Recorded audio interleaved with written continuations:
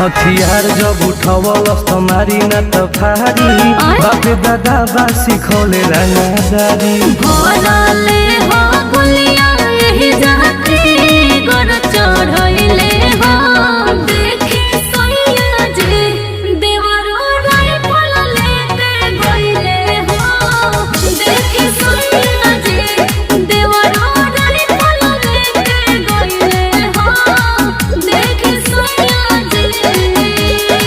डरो मत मेरी जान, ये खानदानी पेशा है हमारा।